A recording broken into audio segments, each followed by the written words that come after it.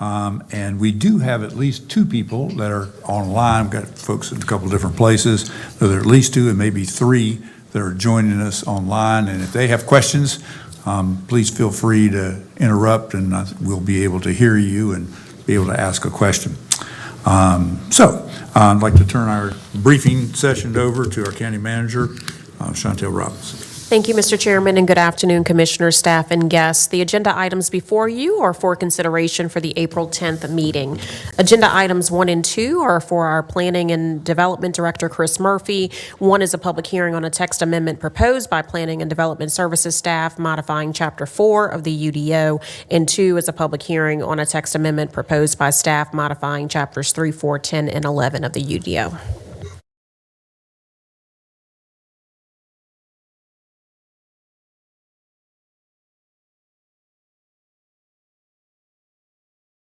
I have to go back to the old way of doing this. As you did indicate, we are on Teams today. So I have briefed both of these text amendments 2 times already.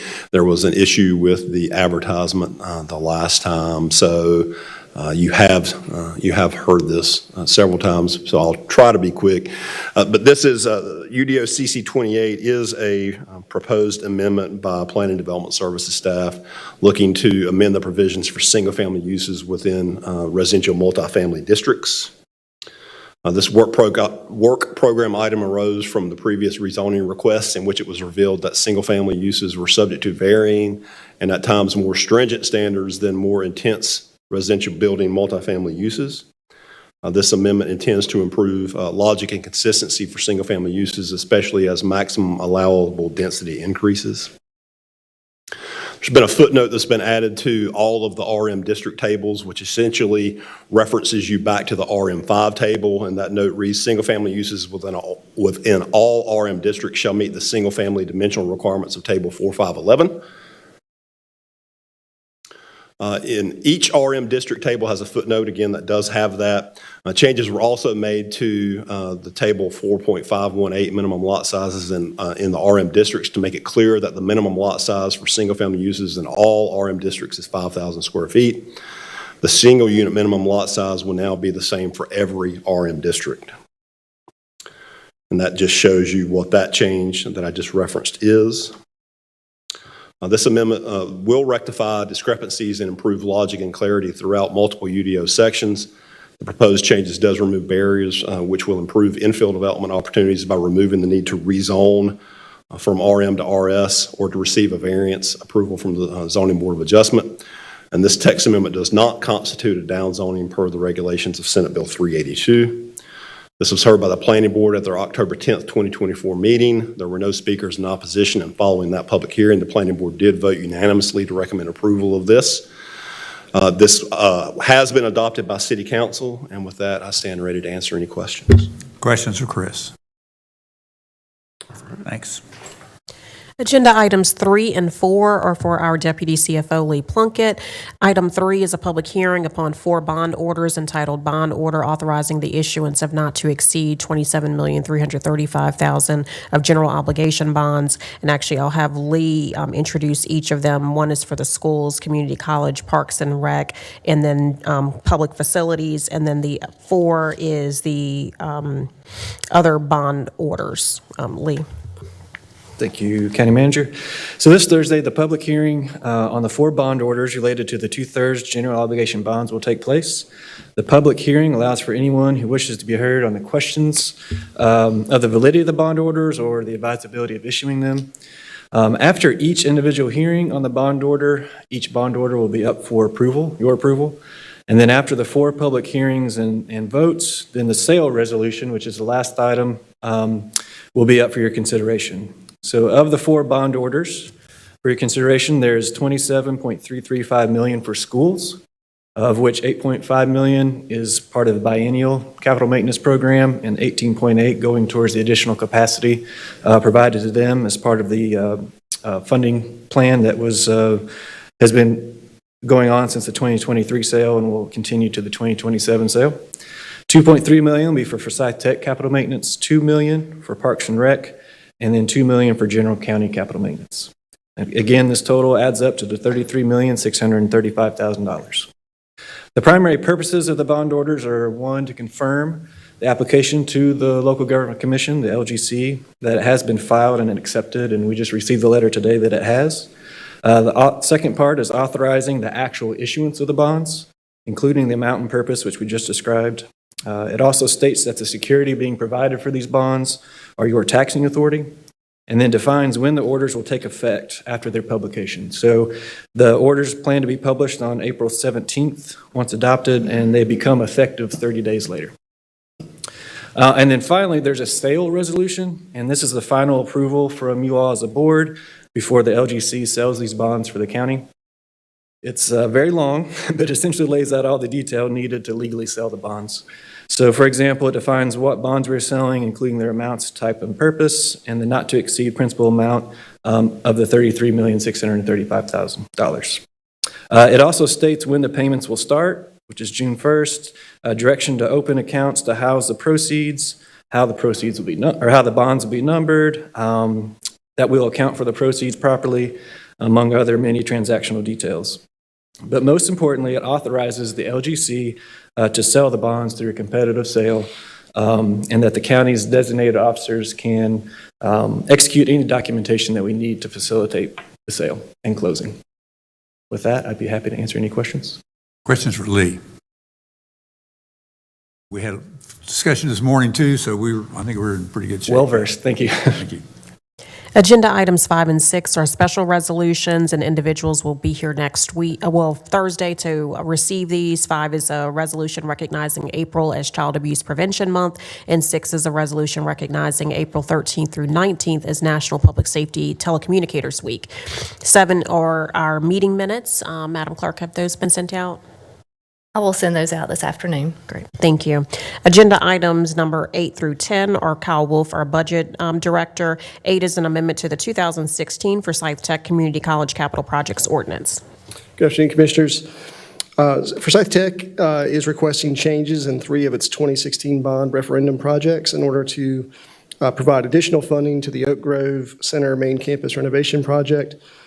Savings of $1,492,729.79 from the Aviation Center project, and savings of $1,007,270.21 from the Learning Commons project will be reallocated to the Oak Grove Center main campus renovation project. It's a total of $2,500,000, and it increases the total budget for the Oak Grove project from $21 million to $23,500,000. And Kizzy Lee and Scott Booth from Forsyth Tech are here if you have questions. Any questions? Just an overall question. The projects for which funding is being taken for the reallocation, are they completed, or are the projections just sufficient? That they have sufficient funds without these? I believe they've been completed. I believe the Aviation Center is complete, or both. Is the Learning Commons complete? Mr. Booth, could you come up to the mic, please?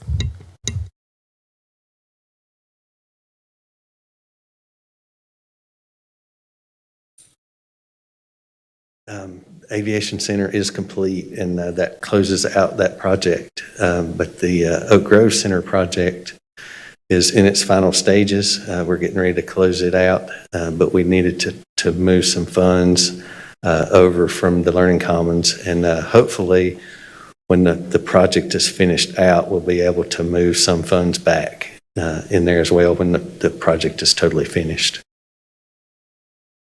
Basically, you're not quite sure exactly how much you're going to need to complete the Learning Commons projects? Not quite yet until we get these other projects closed out, then we can move that money back. Okay, thank you. Mm-hmm.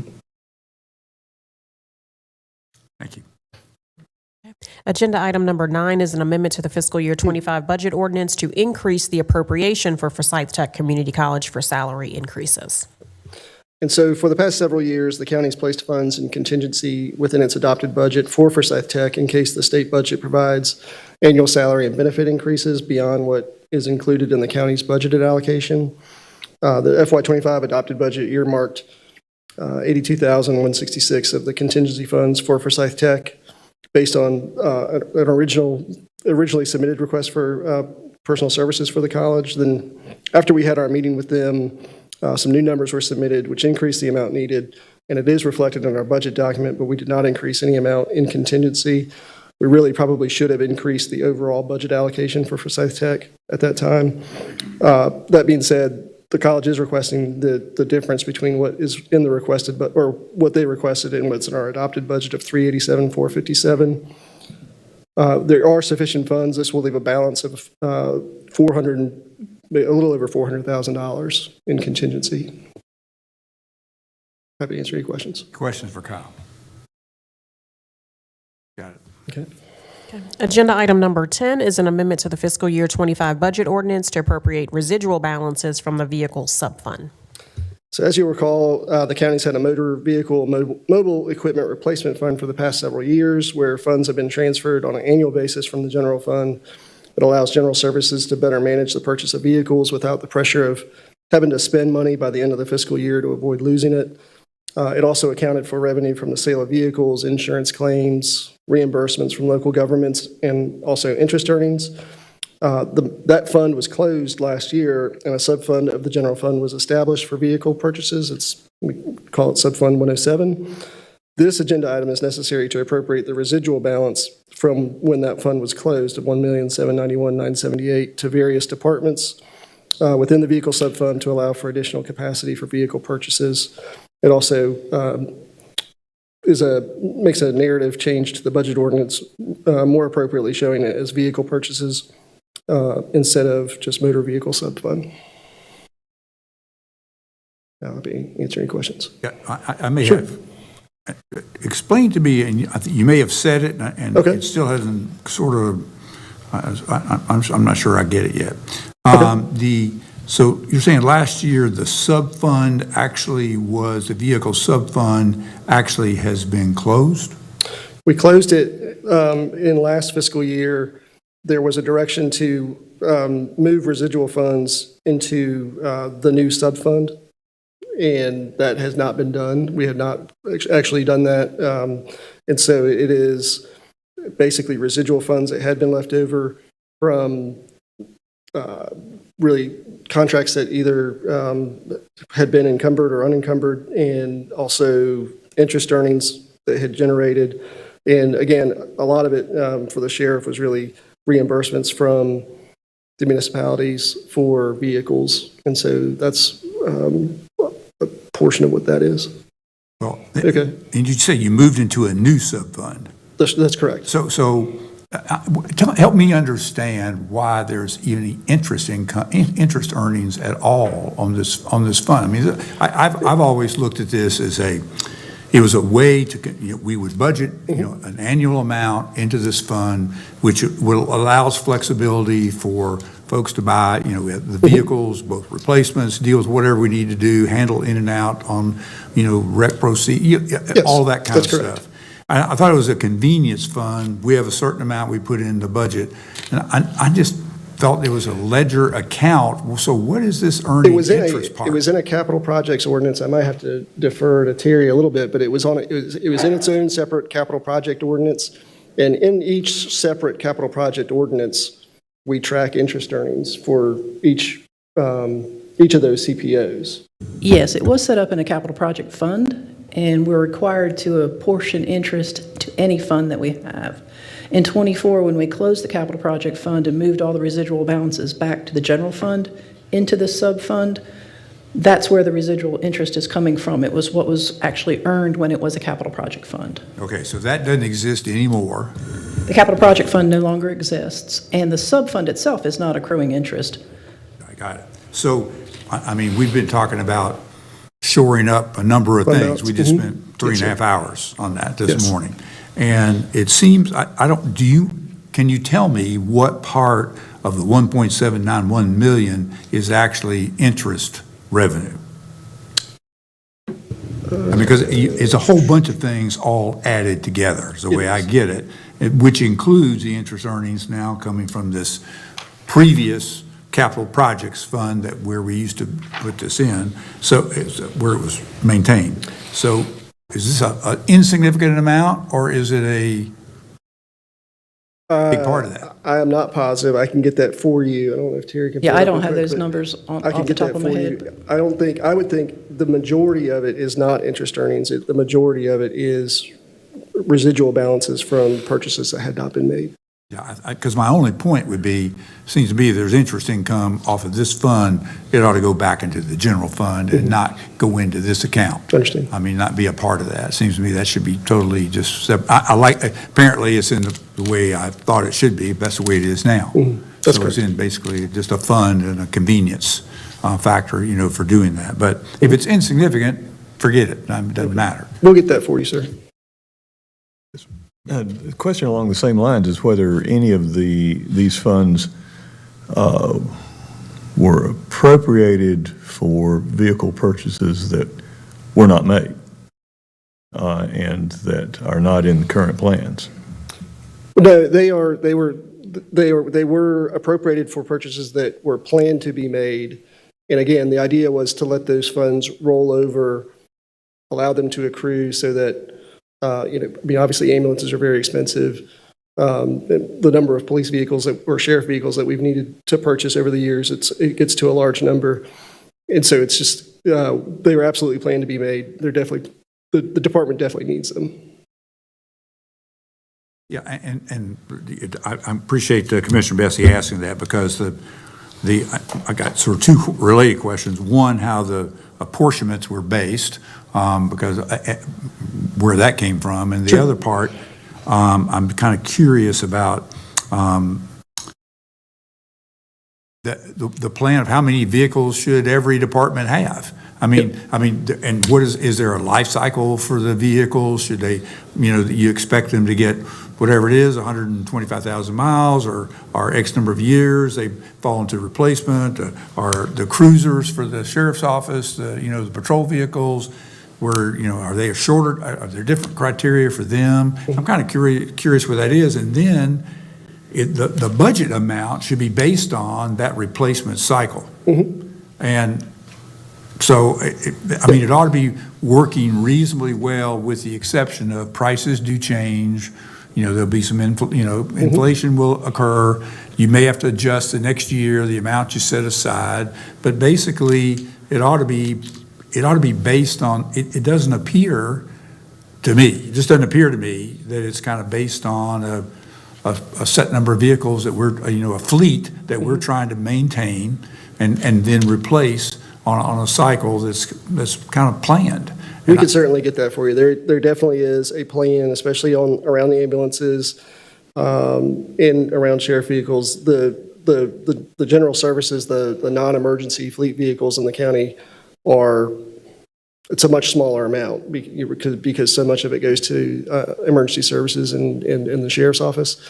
I can tell you, I know that we have certainly had some cost increases on the ambulances. We've certainly had some supply and demand issues on the ambulances, the amount of time it takes to get equipment in.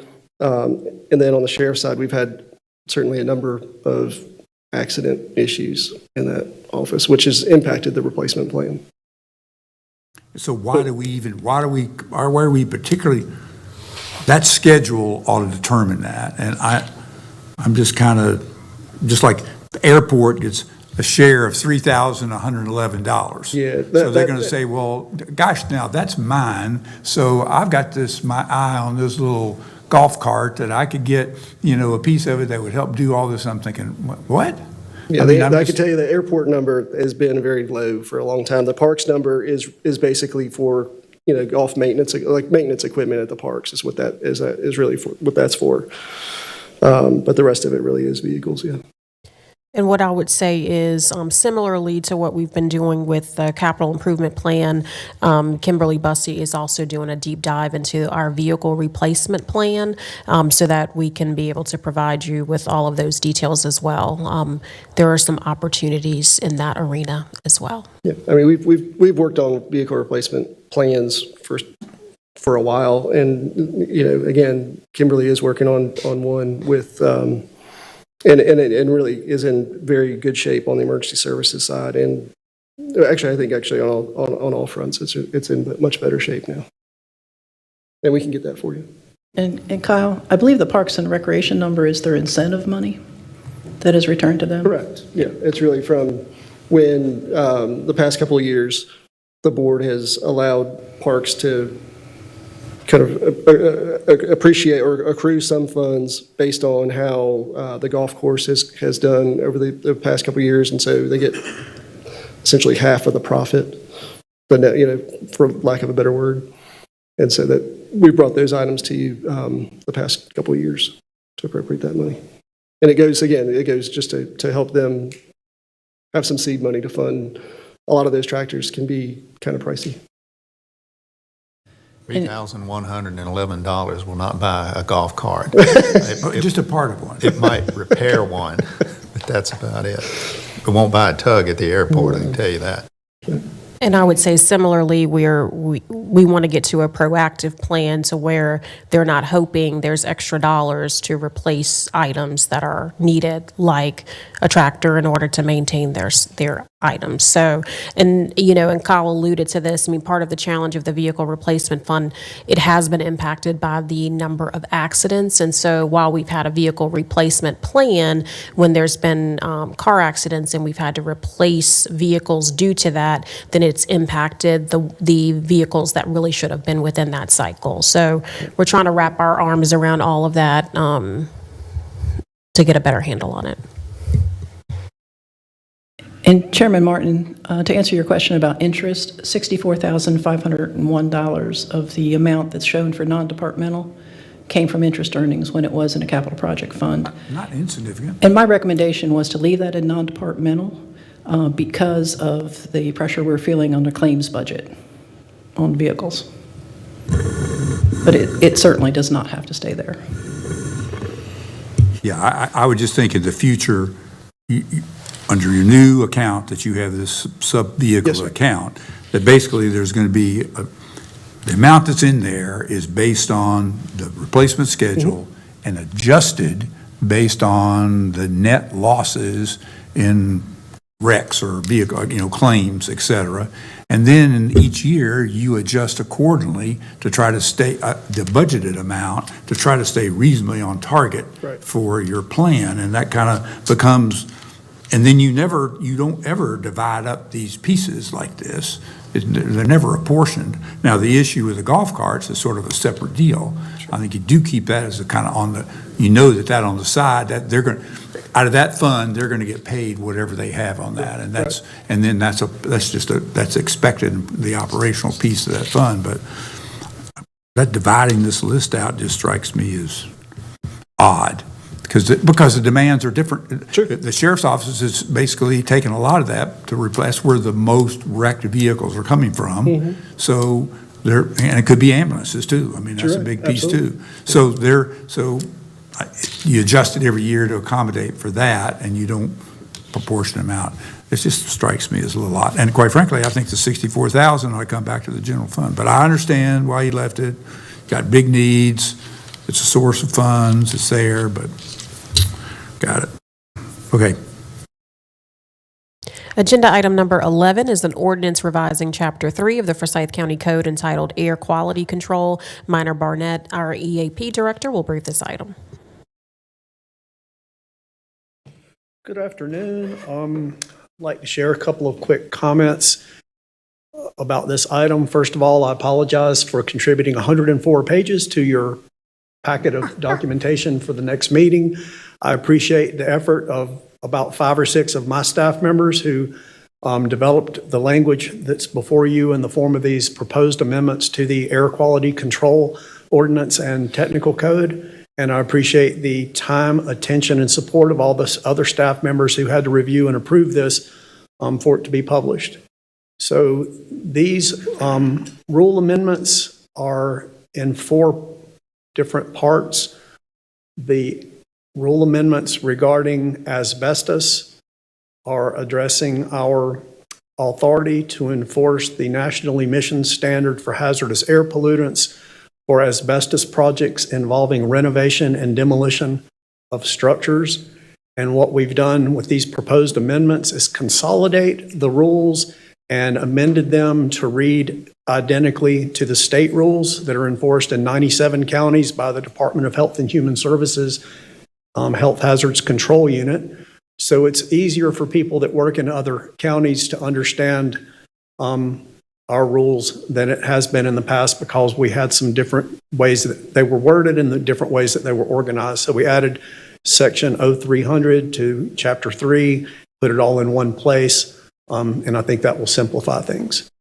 The rule amendments addressing gasoline dispensing facilities are actually relaxing the regulatory requirements by increasing the threshold for the throughput from gas stations and gasoline dispensing facilities for requirements of a Title V construction and operating permit. We're changing the throughput from 15 million gallons a year to 53 million gallons a year. And that's because of the lower level of evaporative emissions emitted into the air when people put gas in today's cars compared to cars in 1995, when that former standard was adopted. The proposed amendments to the rules for sulfur dioxide from combustion sources are proposed to align our rules to read exactly as the state rules, following a recent rulemaking by the Department of Environmental Quality's Division of Air Quality, and also to incorporate some recommendations from the EPA and the State Division of Air Quality in some of the specific language in that regulation. And the last one is regarding the rules governing incinerators in our jurisdiction, which is all of Forsyth County. Currently, the only incinerators we have operating in the county currently are several crematoriums and one pet crematorium. And if we had any additional incinerators of any type come into the county or constructed to be operated in the county, they would be governed by a federal set of regulations that we have delegated authority to enforce. And so that's the basis for some of the amendments to that part of the air quality technical code. So I'll stop there and see if you have any questions. Questions? Thanks for the explanation, because I was having a hard time weeding through the Right. 100-plus pages. The sulfur dioxide limitations, are those loosening, tightening? It's changing the way that the sulfur dioxide emissions are accounted for, specifically regarding the use of extra fuel to increase the heat of a combustion process, typically during flaring of landfill gas or biogas.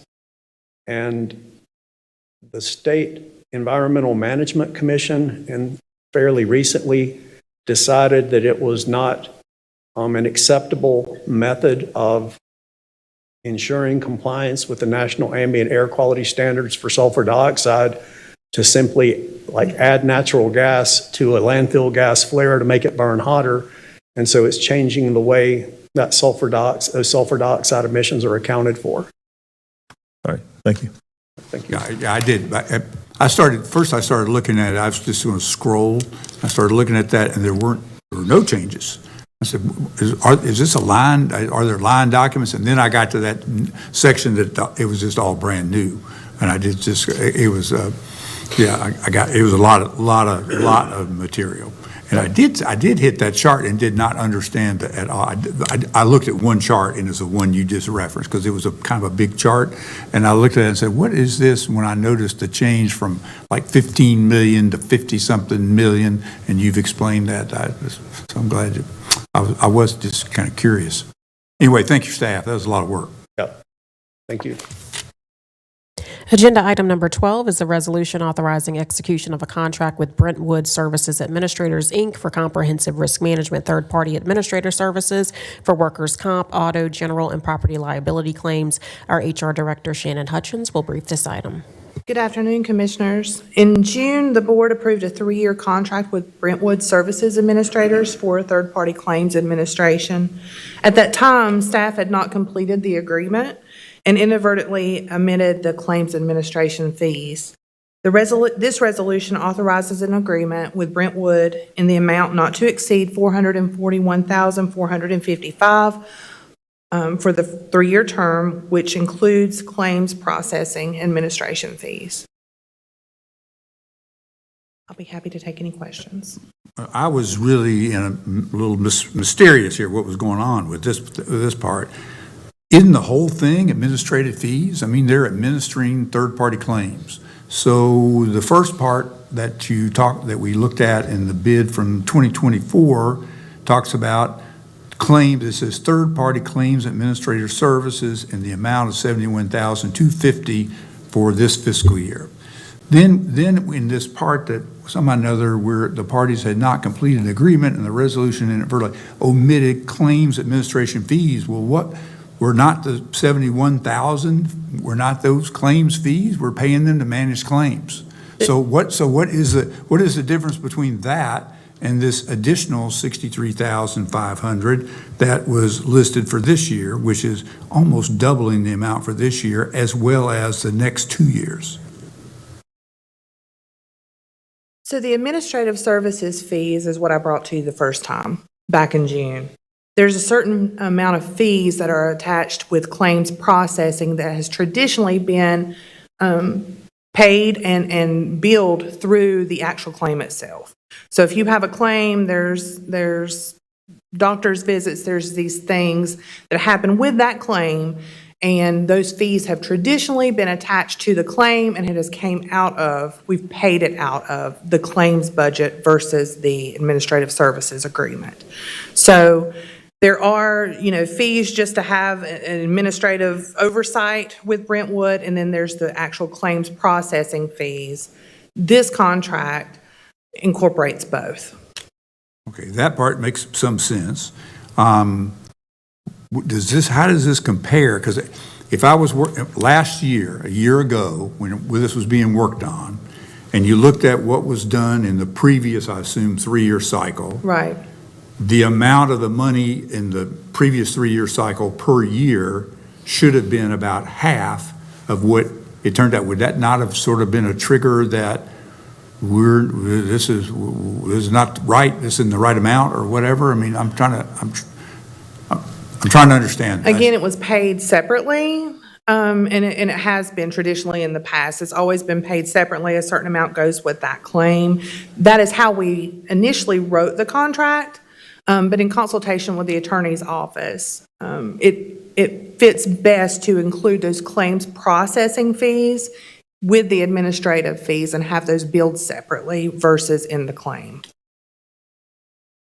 Does that answer your question? Not exactly. Okay. It sounded to me like what you just said was to split it, and it's not split. You're wanting to not split it, I thought. No, we are wanting to, it has not been split in the past. The claims processing has been with the claim, not a separate bill. What we're saying now is the claims processing fees that have traditionally been a part of the claim needs to be broken out and paid with the administrative services agreement. So we have administrative services and claims processing fees included in this contract. And Gordon may be able to help explain that a little bit better. He might be able to help explain that because he worked with me on that contract. Yeah, I'm not sure I'm going to help or hurt, but I can tell you, to answer one of your questions, Mr. Chairman, we had 2 providers before for these services, 2 third-party administrators, and one of them was PMA, and that did have a not to exceed $75,000 number on it. Now, I didn't see those bills, so I'm not sure what was charged against that or not, but it was intended to be everything that was paid, every fee that was paid to PMA. I'm not sure if that was the case. I know the prior risk manager, not the current one, but the prior one, paid a lot of bills that we never saw. So I really don't know. It's hard to go back more than a year in looking at these, and maybe Shannon can, but I just don't have that information. I think there was just some confusion in last June as to what was covered by the contract, and I think they intended this to be covered, but there was just some confusion last June. We didn't know the exact number. And I will say, I mean, as someone who's done workers' comp and liability for a long time, it is not unusual to have these extra fees. It's more a matter of, I guess, what our staff and attorneys, kind of how they want to see it in the contract.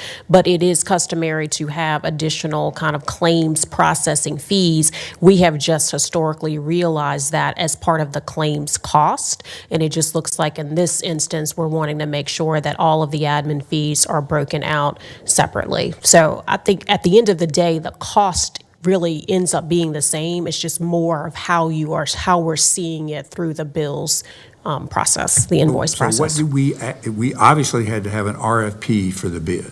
We It was did. competitively bid. So what did we ask for? We asked for all of Ask people to that. bid in. We asked for the administration and any kind of claims processing. And if there's an attachment there of the contract, there's an attachment A, which has got all the fees laid out. In the RFP review process, we had all vendors who were, who made it to that level, provide us with a breakdown, and Brentwood was the lowest qualified bidder.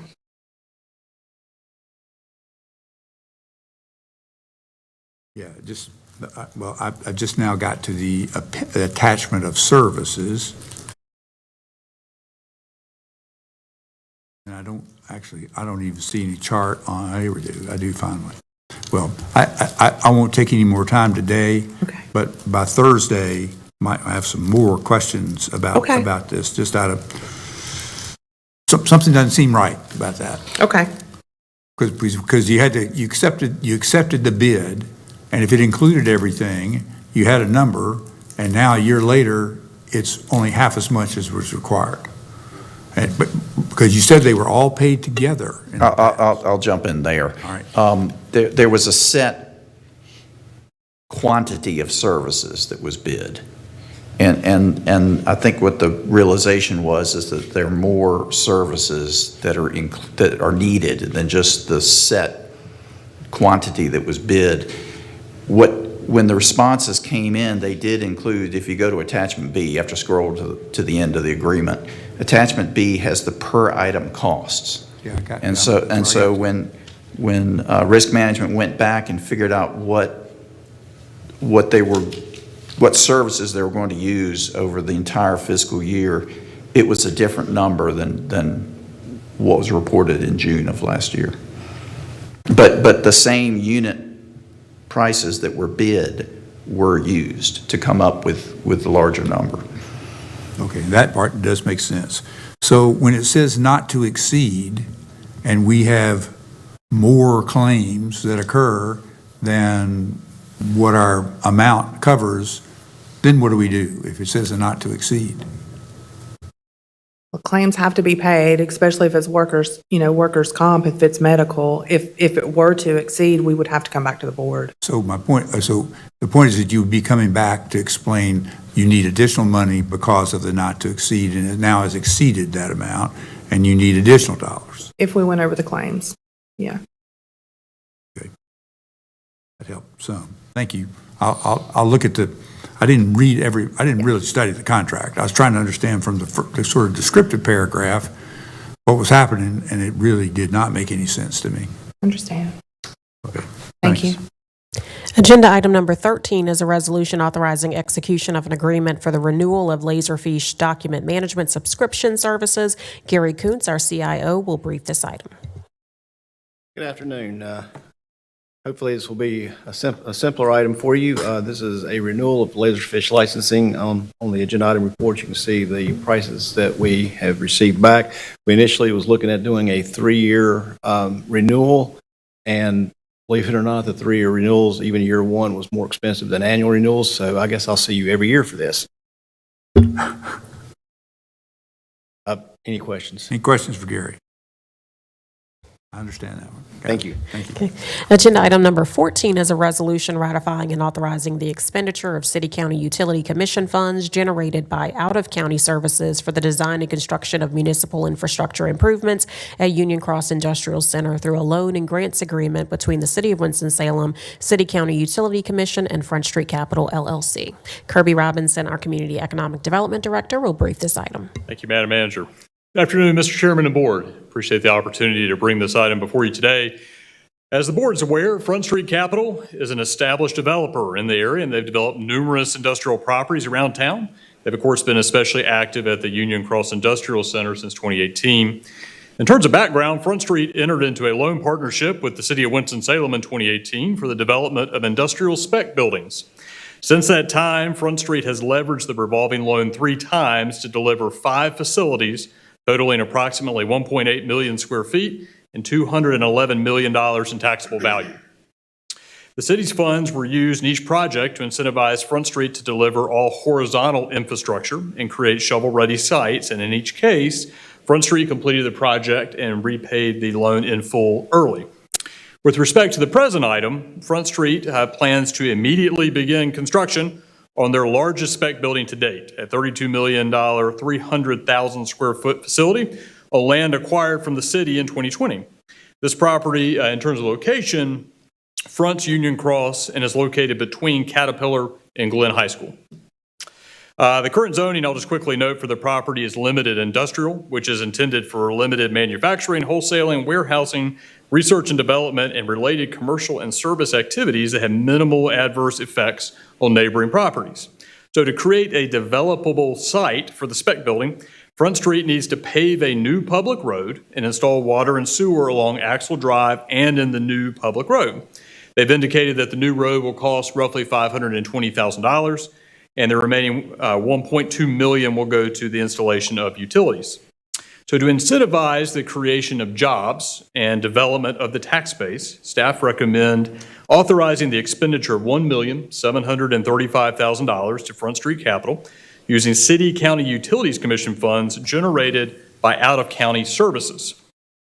The terms of the deal, as presented to the board today, are a 0% loan for $1 million that would be paid back once in full, once the new facility is leased and then either sold or refinanced, or at 5 years, whichever happens first, and then a $735,000 grant. The City Council will consider this item later today, as a matter of fact, and if approved, city staff will prepare the necessary agreements. So happy to answer any questions the board has. Questions for Kirby? Wasn't this part of the discussion regarding a rezoning request that came in front of us a while back? Yeah, that's an interesting question. I just checked the zoning on the property before I came here. I'm not sure of the history of the zoning.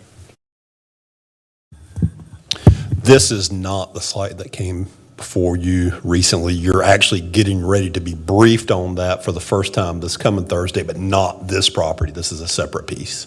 Thank you. It's good. Thank you. Thank you. Agenda item number 15 is a resolution acknowledging receipt of the tax collector's report of the total amount of unpaid 2024 taxes that are liens on real property and ordering the tax collector to advertise such liens. Mike Pollock, our Deputy Tax Assessor Collector, will brief this item. Good afternoon, Commissioners. This resolution orders the tax collector to advertise the 2024 taxes that are liens on real property and acknowledges the report of unpaid taxes that we provided to you at the beginning of February. We had about 14,000 accounts that were unpaid for 2024 taxes at that time. Today, we have about 6,400 accounts that are unpaid. Upon your approval at your next meeting, we will be able to advertise the delinquent accounts. These accounts will have had ample time and a warning of the upcoming advertisement. Taxpayers will have the month of April to pay the delinquent 2024 taxes without being advertised. Then we will plan to advertise in 4 newspapers during the week of May 12th. We advertise in the Winston-Salem Journal, the Winston-Salem Chronicle, the Clemens Courier, and the Kernersville News. Each account that ends up being advertised is assessed a fee. Last year, the fee was $6.50 that goes on its bill. Per statute, the advertisement fee is placed on each delinquent bill which passes on the cost of the advertisement to delinquent taxpayers.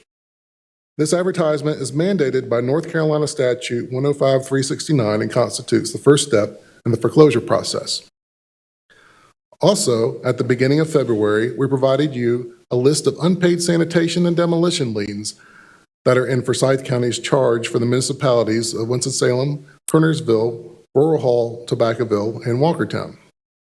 The Tax Administration Department plans to advertise the 2024 unpaid sanitation and demolition liens with a regular advertisement, which would represent about 550 unpaid bills. Though this additional advertising is not mandated by statute, these liens can also result in a property foreclosure. I'd be happy to answer any questions. Any questions? That's some detailed stuff.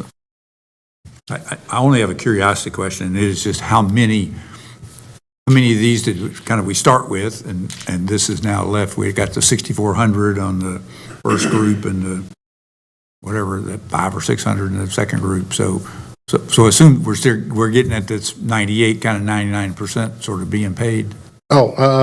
Yes, so we are close to being in line where we were last year on this date. Right now, we're at 98.47%. Last year on this date, we were at 98.54%. So we're pretty close to being in line, and there's a weekend date that might influence that too. That's good. That's good. Thank you for all that work. Thank you. Agenda items 16 and 17 are our reports. 16 is the February Human Resources Report, and 17 is the Winston-Salem Forsyth County Housing Consortium Renewal. And that's all the agenda items that we have, Mr. Chair. Good. Gosh. 45 minutes. We are adjourned. Thank you. Mr. Chairman.